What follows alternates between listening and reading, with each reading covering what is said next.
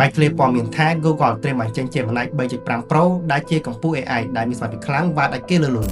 ថ្មីនេះបែកធ្លាយព័ត៌មានសម្ងាត់ដល់រស័ព្ទមួយពីផ្ទៃក្នុងរបស់ក្រុមហ៊ុន Google ធ្វើឲ្យពិភពលោករកើយ៉ាងខ្លាំងដែលបង្ហាញពីសមត្ថភាពដ៏ខ្លាំងក្លាគ្មានគូប្រៀបរបស់ Gemini 3.5 Pro ហើយនេះមិនមែនត្រឹមតែជាការផ្ដល់ធម្មតានោះទេប៉ុន្តែវាគឺជាយុគសម័យថ្មីនៃបញ្ញាសិប្បនិម្មិតតែជឿទេ Model AI ថ្មីដែលមានឈ្មោះថា Snow Bunny គឺអាចសរសេរកូដកម្មវិធីបានរហូតដល់ទៅ 3000 ជួរក្នុងវាបន្តិចប៉ុណ្ណោះនិងអាចបង្កើត app មួយទាំងមូលបានយ៉ាងពេញលេញដោយគ្រាន់តែប្រើពាក្យបញ្ជាឬក៏ប្រងតែម្ដងគត់មិនត្រឹមតែប៉ុណ្ណោះ Gemini 3.5 Pro នេះនៅមាន model ខ្លាំងក្លាចំនួន2ផ្សេងទៀតនោះគឺ Fit Falcon ដែលជំនាញខាងដោះស្រាយបញ្ហាកតវិទ្យាដ៏ស្មុគស្មាញនិងមួយទៀតគឺ Go Falcon ដែលជាកម្ពុជានៃច្នៃប្រឌិតទាំងការរចនា UI និងសំឡេងបានយ៉ាងល្អឥតខ្ចោះហើយអ្វីក៏តែអស្ចារ្យ Gemini 3.5 Pro នេះគឺមកជាមួយមុខងារដ៏ពិសេសមួយទៀតនោះគឺ Deep Sync Mode និងបច្ចេកវិទ្យា System to Reasoning ដែលធ្វើ AI ជប់ពិចារណាមុនលើសិនដើម្បីចំកំណត់ឲ្យបានល្អហ្មត់ចត់បំផុតមុននឹងឆ្លើយតបចំពោះលទ្ធផលតេស្តវិញបានបង្ហាញថាវាទទួលបានបន្ទុកផ្នែកកតវិទ្យារហូតដល់ទៅ 80% ដែលព្រោះទាំង ChatGPT 5.2 និង Claude 4.5 យ៉ាងដូចផឹងតែម្ដងហើយព័ត៌មានបែកធ្លាយក៏បានរកថា Google គឺបានរៀបចំរួចរាល់ហើយត្រៀមតែថ្ងៃប្រកាសសង្គ្រាមបច្ចេកវិទ្យា AI ជាផ្លូវការប៉ុណ្ណោះចុះតែ